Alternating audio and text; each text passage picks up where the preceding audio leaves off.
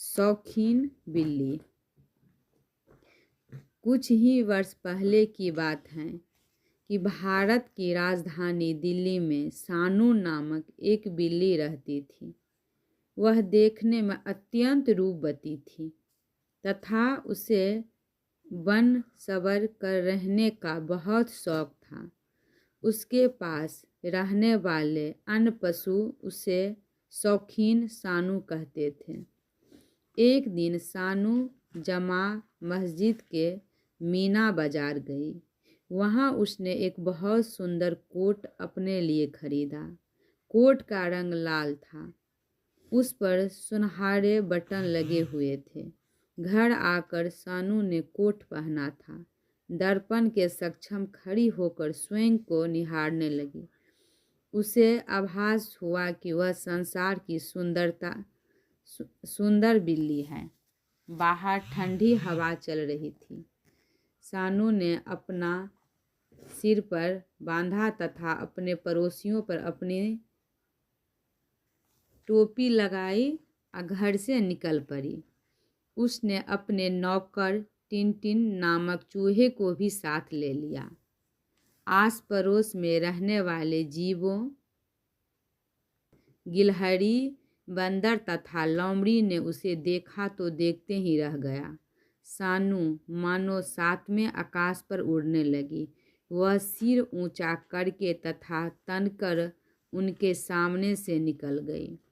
दीनू नामक बंदर भी कम शौकीन नहीं था, परंतु वह स्वभाव से नर्म, स्नेहशील था, हंसमुख था।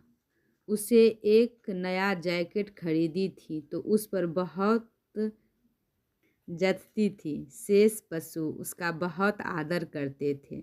सानू बिल्ली को दोनों बंदर से मन ही मन असीम ईर्ष्या थी। लोमड़ी ने दोनों को देखते ही कहा, दीनू भाई, यह जैकेट तुम पर बहुत अच्छी लगती है। दीनू ने लोमड़ी को धन्यवाद दिया। सानू बिल्ली यह देख सुनकर दृश्य से जल भून गई। यहाँ तक कि उसने दीनू को नमस्ते का भी उत्तर नहीं दिया तथा मुंह फेर कर उसके सामने से निकल गया।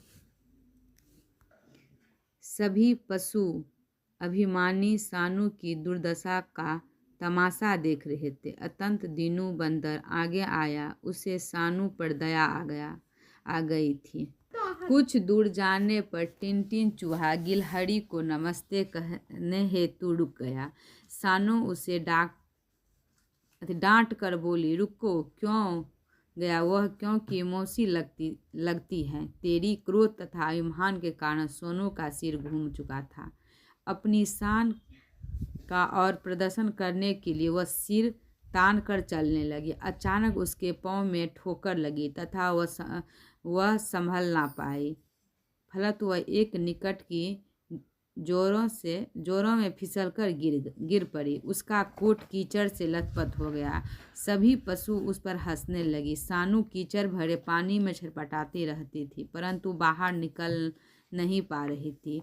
उसके गिरने के पश्चात टिनटिन चूहा भी उसे छोड़कर भाग गया। इसीलिए घमंड नहीं करना चाहिए। जितना भी सुंदर है और ना सुंदर है, किसी को देखकर हंसना नहीं चाहिए। कभी भी घमंड से चूर नहीं होना चाहिए।